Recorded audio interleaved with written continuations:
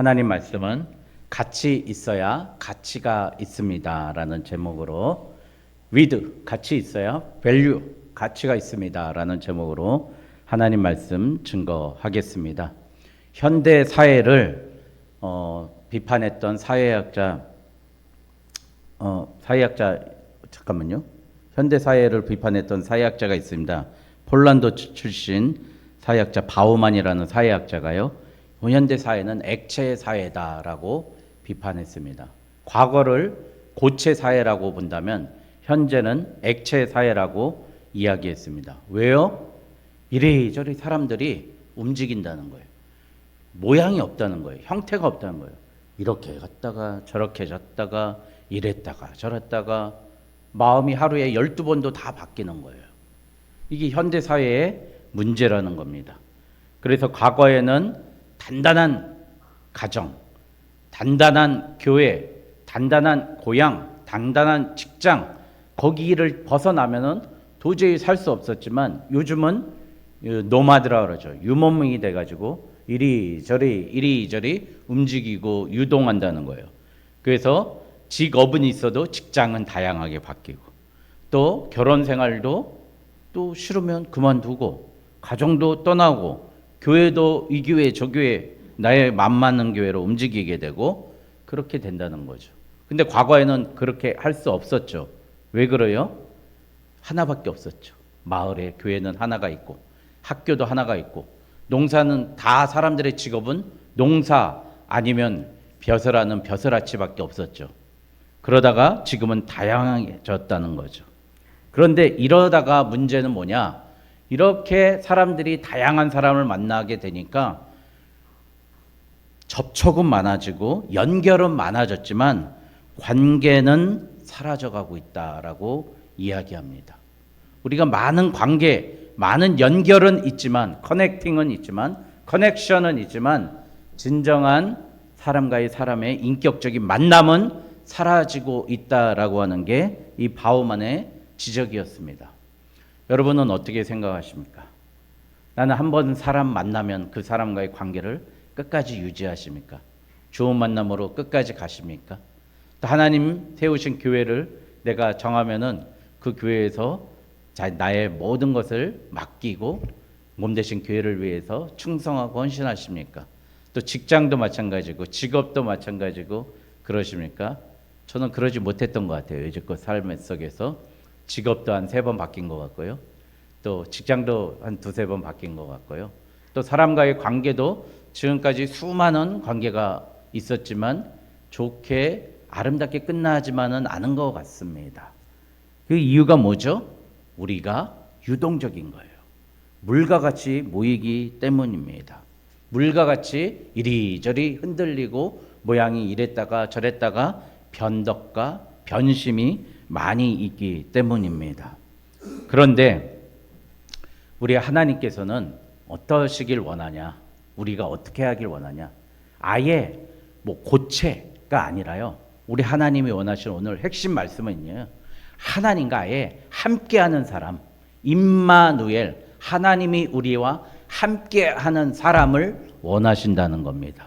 어떤 사람을 원하냐? 너는 하나님과 같이 붙어 있는 사람, 같이 있는 사람을 원한다는 겁니다. 그래서 인간을 만들 때 하나님은 하나님께서 인간을 만드셨다고 하지 않고 우리가 우리의 형상대로, 여기서 우리가 뭐예요? 성부 하나님, 성자 예수님, 성령 하나님 3분이 인간을 만드시는데 협력하셔서 만드셨다는 거예요. 여러분, 하나님도 홀로 계신 분이 아니라 3가지 삼위가 함께 하시는데 하물며 우리는 혼자 있지 않습니까? 혼자 살겠다고 아둥바둥 하지 않습니까? 저는 그래서 인간이 망가지는 가장 큰 벌이 무엇이냐? 독선입니다. 나만 옳다고 생각하는 거예요. 독단입니다. 나 혼자서 결정하고 다 결론을 내리는 거예요. 아집입니다. 나의 고집만 부리는 거예요. 여러분, 이런 사람들은 결코 성공할 수 없고 이런 사람들은 고립됩니다. 50대 이후에 가장 큰 벌이 고립된다는 거예요. 고독하다는 거예요. 30대에는 반대로 가장 큰 벌이 성공이래요. 여러분 30대에 성공해 보십시오. 저도 작은 성공 해봤어요. 배는 게 없더라고요. 내가 제일 잘난 것 같고 세상이 다 나만 바라보는 것 같고 내가 뭘 해도 될 것 같고 내가 이야기하면 다 통할 것 같은 30대의 성공이 사람들을 무너뜨리고 저주라 그러고요. 50대 이후의 실패와 고독이 그 사람을 가장 아프게 한다는 거예요. 그래서 우리 하나님은 추수할 때, 보리 거둘 때 어떻게 해요? 걷다가 구석탱이에 있는 것들 거두라 그래요? 거두지 말라 그래요? 왜 거두지 말라 그래요? 고아와 과부와 나그네를 위해서 남겨두라고 합니다. 여러분 고아와 과부와 나그네 어떤 사람이에요? 다 홀로 있는 사람입니다. 여러분 하나님이 그렇게 싫어하는 게 고아와 과부와 나그네요. 옛날 목사님들 보면은 이러시죠. 남편 교회 안 데려갔다가 아유 이거 영적 과부들 많다고. 맞습니다. 여러분 고아와 과부와 나그네 얼마나 힘듭니까? 옛날에 고아라고 생각해 보세요. 엄마 아빠가 없으면 그냥 종으로 팔려 나가는 겁니다. 옛날에 과부는 어땠습니까? 자기 이름으로 재산을 못 가졌어요. 그러니 종으로 팔려 나가는 거예요. 할 수 있는 게 나쁜 일밖에 할 수 없었던 거예요. 여러분 나그네가 뭡니까? 여기서 나그네 우리는 여행자라고 생각하죠. 그거 아닙니다. 이 집 저 집 가서 구걸하는 게 나그네였어요. 네? 옛날에는 그 구걸하는 사람들이 있었잖아요. 밥 좀 달라고 구걸하고. 또 탁발승들은 왜 이렇게 와서 시주해 달라고 그러는지 우리 집에 와서. 근데 저희 가르치시는 목사님은 절대 쫓지 말고 조금이라도 숟가락 한 숟가락이라도 주라고 이렇게 가르치셔가지고 줬다가 또 몰래 주고 그런 적이 있었습니다. 근데 여러분 고아 과부와 나그네들 여러분 하나님이 그만큼 싫어하고 하나님이 혼자 있는 게 나빠서 창세기 2장 18절에 사람이 혼자 서는 것이 좋지 아니하니라고 말씀하셔서 돋는 배필을 지었다고 하십니다. 오늘 말씀을 잠깐 좀 보겠습니다. 예수님께서 요단강에 가셔서 세례 받으시는 장면입니다. 그런데 예수님이 스스로 세례를 받으셔도 되고 예수님이 세례 안 받으셔도 되고 예수님이 하나님이 임재 속에서 세례 받으셔도 되는데 예수님은 이때 누구한테 세례를 받으세요? 세례 요한에게 받습니다. 여러분 오늘 이 말씀의 주제하고는 좀 외람되지만 우리 예수님의 겸손을 좀 배웠으면 좋겠습니다. 우리 누구한테 배우려 들지 않잖아요. 받아들이려 들지 않잖아요. 생각하려 들지 않잖아요. 어제 수학을 지도해 주시는 학원 원장님 목사님하고 대화를 나누면서 목사님이 이렇게 말씀하세요. 원장님이 아이들이 가난이 대물림되고 되풀이 되고 아이들이 나쁨이 계속 되풀이 되는 그 원인이 어디 있냐? 부모에게 있다는 거예요.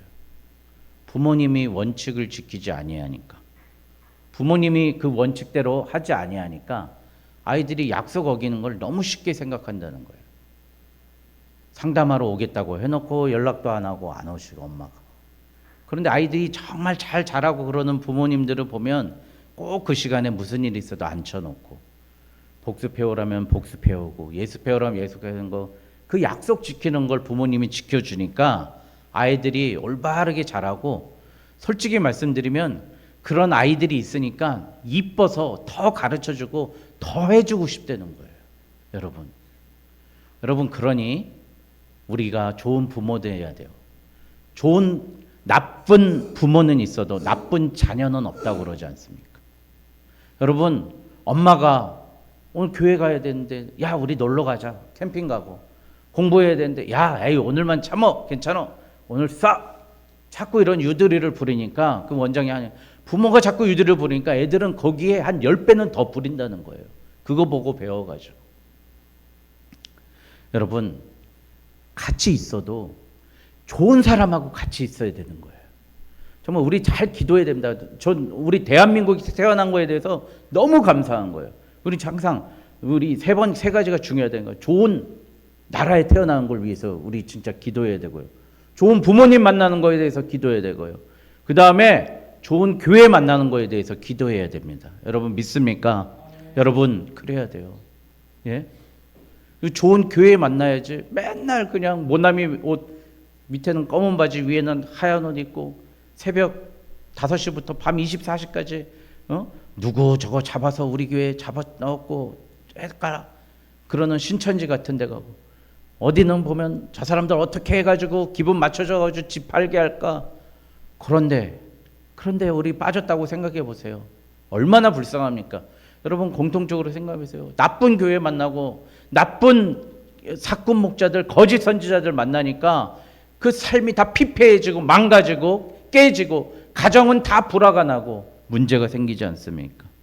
그러니까 여러분 중요한 건 같이 있는 게 중요한데 같이 있더라도 누구와 같이 있느냐는 거예요. 훌륭한 부모가 돼야 되고요. 우리가 훌륭한 자녀가 돼야 되고 훌륭한 목사가 돼야 되고요. 제일 중요한 거 가장 훌륭하고 완전하신 우리 하나님과 예수님과 성령님과 같이 있는 삶이 우리의 가치를 이루어낼 줄 믿습니다.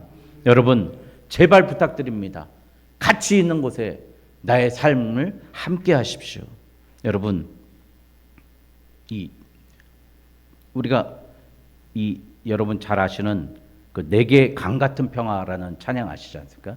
내게 강 같은 평화, 내게 강 같은 평화, 내게 강 같은 평화 넘치네 할렐루야. 이 찬양이잖아요.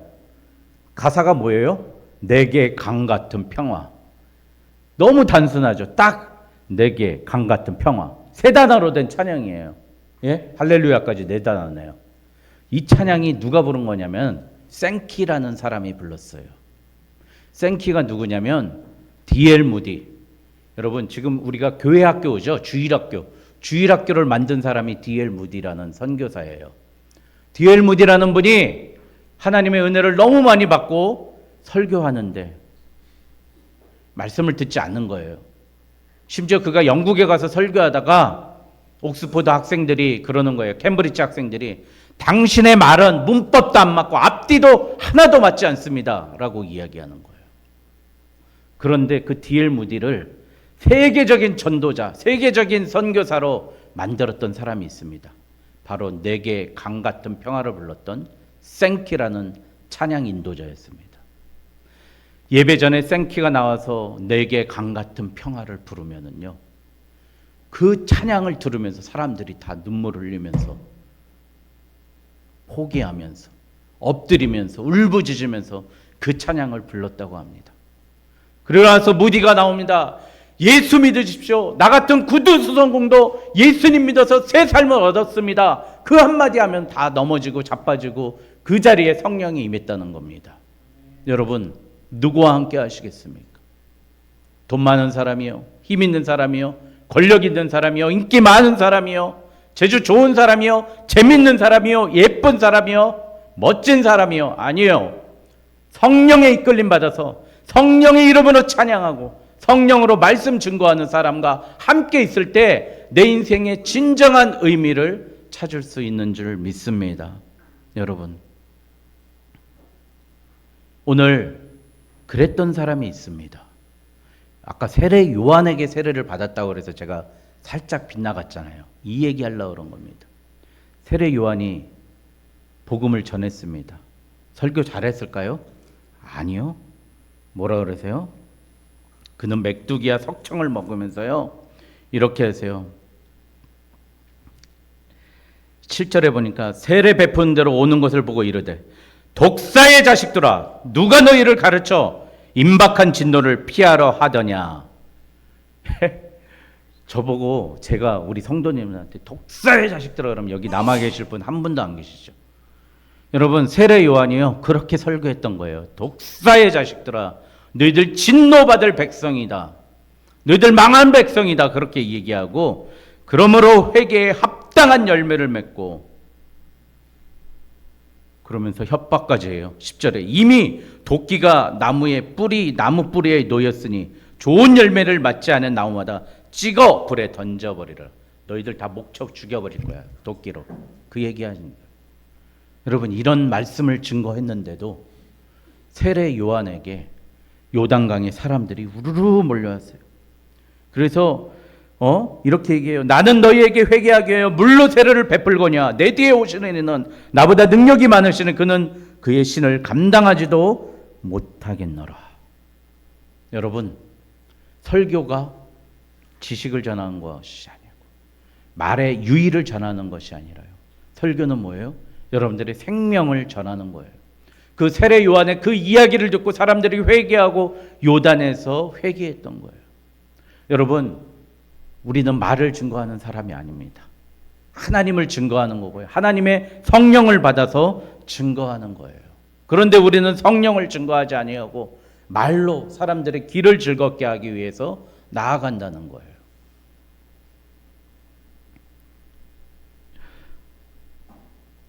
그랬더니 예수님께서 세례 요한에게 가서 세례를 받으시죠. 그런데 세례 요한이 한 얘기가 있어요. 나는 당신의 신들매를 신발끈조차 들지 못하고요. 내가 당신에게서 세례를 받아야 할진데 어찌 당신이 내게로 오시나이까. 오늘 14절에 이야기합니다.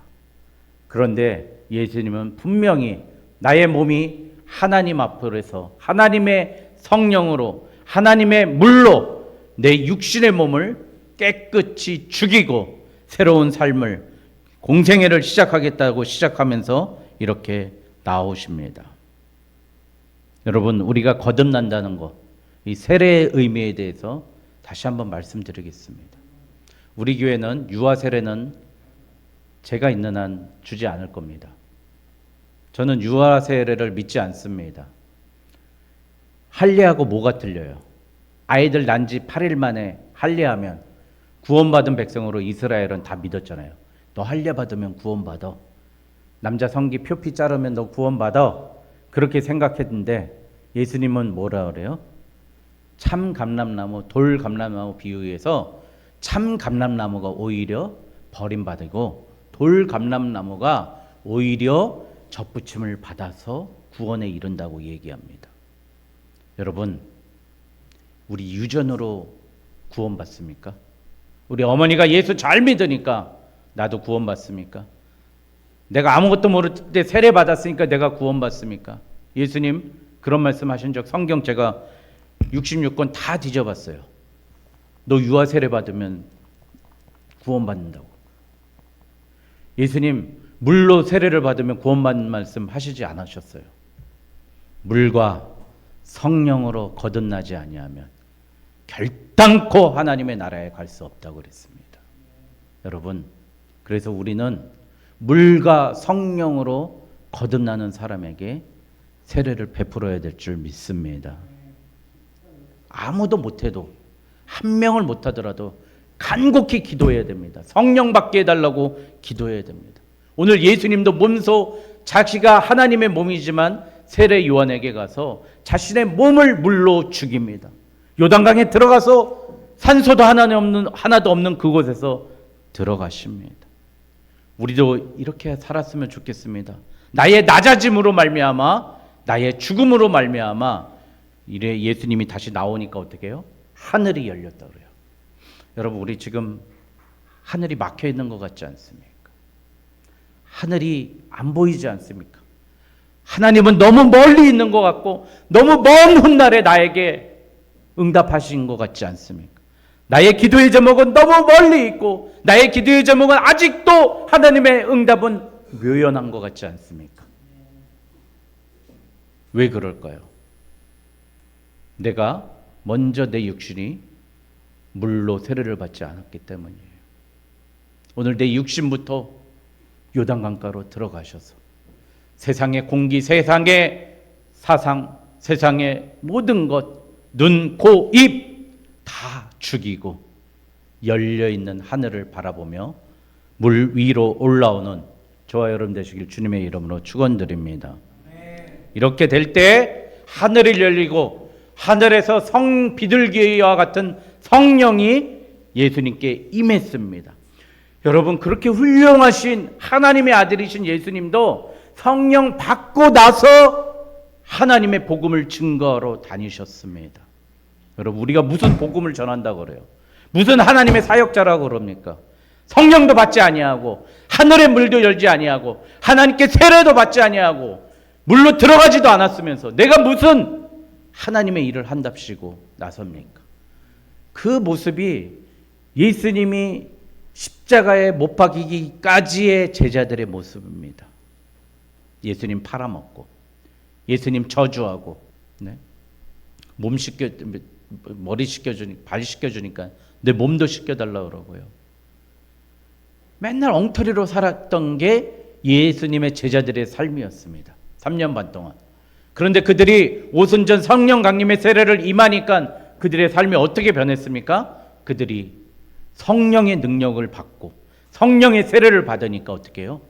그들의 입술이 달라졌습니다. 날마다 교회에 모이기를 힘쓰고, 날이 흩어지면 전도하기에 힘쓰고, 중풍병자가 일어나고 안준뱅이가 일어나며 은과 금은 내게 없거니와 내게 있는 곳으로 내게 주노니 곧 나사렛 예수 이름으로 일어나 걸으라. 할렐루야. 오늘 우리 원영희 권사님 일어나 걸으라. 할렐루야. 우리의 성령의 능력이 임해서 성령의 힘으로 일어날 줄 믿습니다. 우리 이병호 안수지사님 일어나 걸어라. 할렐루야. 일어나는 오늘 이 시간 되길 바랍니다.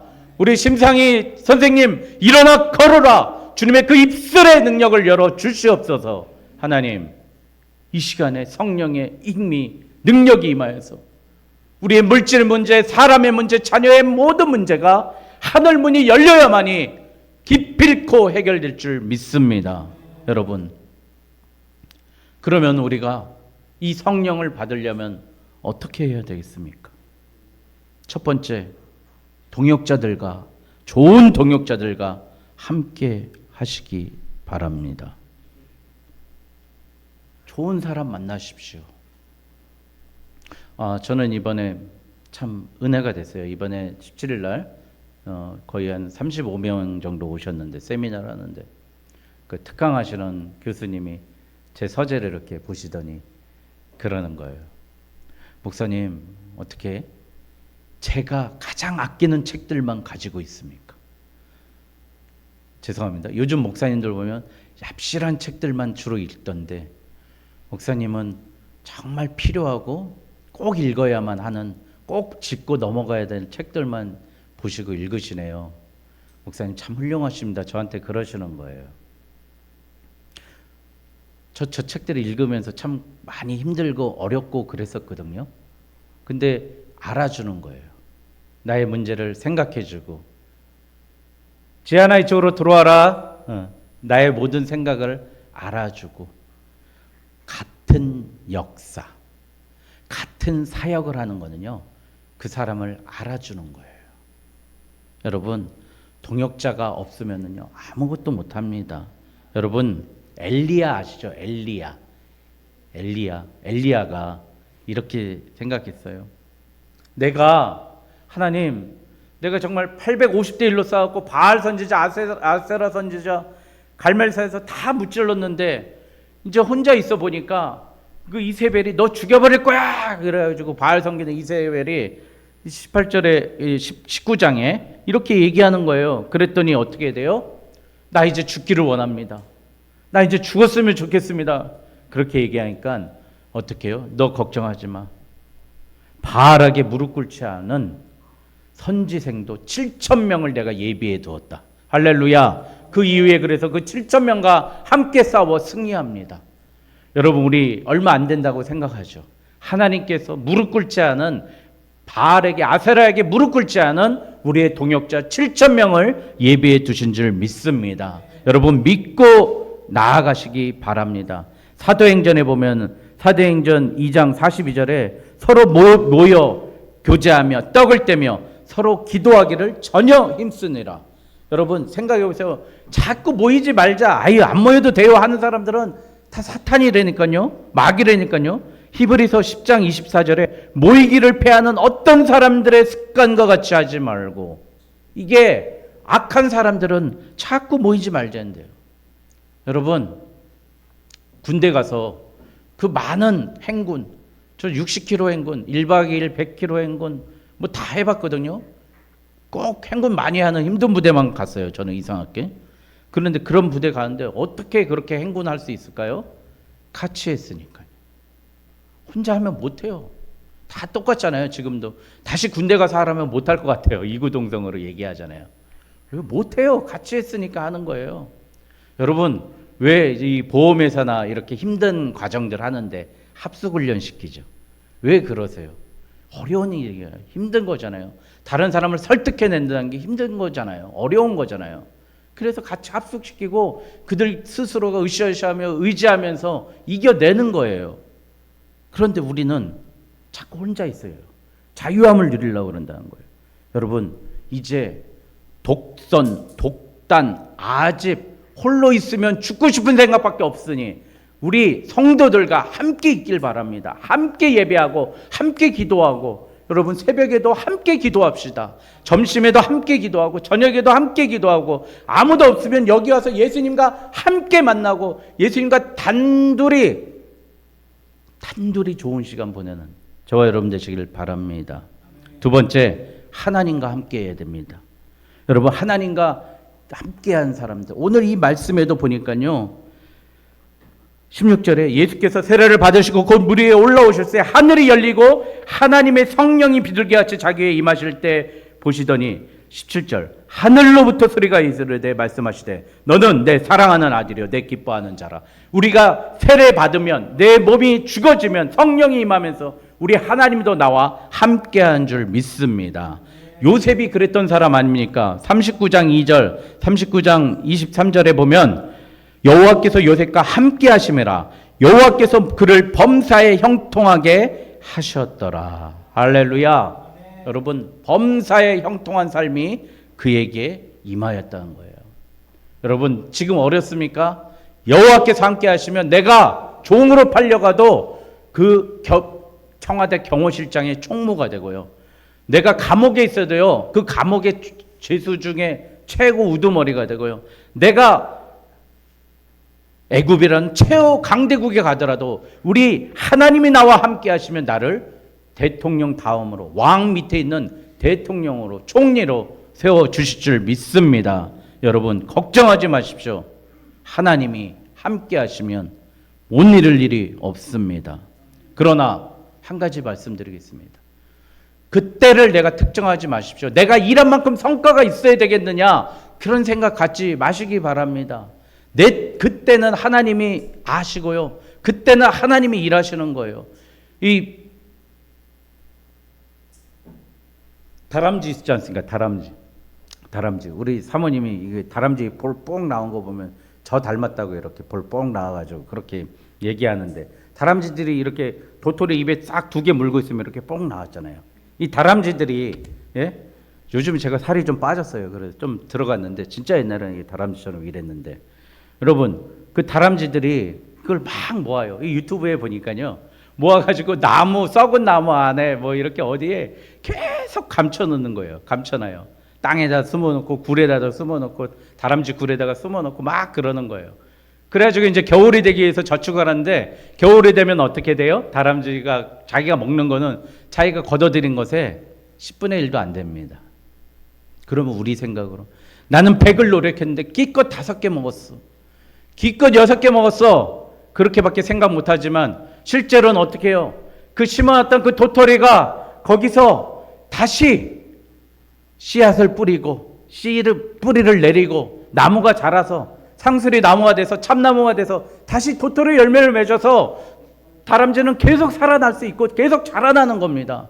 여러분들, 우리가 원리가 이거예요. 우리의 눈에 보이기는 아무 증거 아니 보인 것 같지 않고 우리 눈에는 아무것도 아닌 것 같지만 하나님은 우리보다 더 크신 것을 이미 준비하시고 역사하시고 나아가시고 계신 줄 믿습니다. 네. 여러분, 하나님은 제가 말씀드렸잖아요.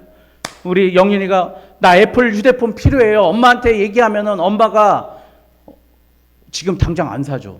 3년 뒤에 사줬다. 아니야, 3개월 뒤에 사준다고 생각해요. 엄마가 그 나의 바람을 안 들어준 거예요? 아니에요. 엄마는 그것 때문에 좀 생활비를 좀 모아야 되겠다. 영윤이 그거 200만 원 모으려면은 이번 달에 100만 원 모으고 다음 달에 50만 원, 그 다음 달에 50만 원 모아가지고 영윤이한테 그걸 사줘야지 준비하고 계시고 이미 응답하시고 일하시고 계신데 우리는 눈에 보이는 성과가 없다고 자꾸 하나님이 내 곁에 없다고 하나님 곁에 보이지 않는다고 이야기한다는 겁니다. 여러분, 그게 바로 그 과정을 참고 기다리는 게 뭐예요? 동행이라는 거예요.